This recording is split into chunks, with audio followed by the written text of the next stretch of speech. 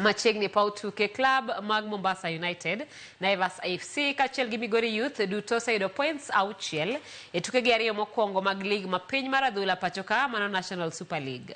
Club mar MOFA mogoyo tach e kaunti ma Homa Bay bende nigi geno mar yudo loch margi mar adek mar season ni e kinde ma gibiro rakore gi club mar Kibra Black Stars chieng' Jumapil.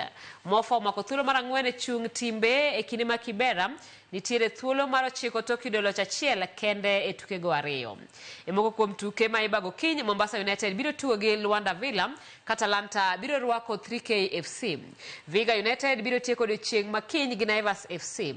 Jumapil Migori biro rakore gi Kisumu All Stars e kinde ma Fortune Sacco biro tugo gi Nzoia Sugar. Kabati biro rwako Nairobi Stars ka Mwatate United biro enyo lum gi MCF.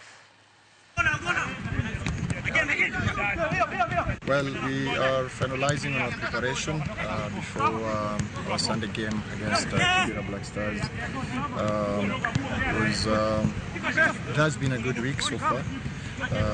Putting up the decorations, working on decorations and resuming, and also the game plan. And to our fans who are in Nairobi, see you on Sunday. Karibuni sana. Kako kang mar jiwo weche tuke kor gwenge kendo gero mech rowere riwruok mar Laktar Raymond Omolo Foundation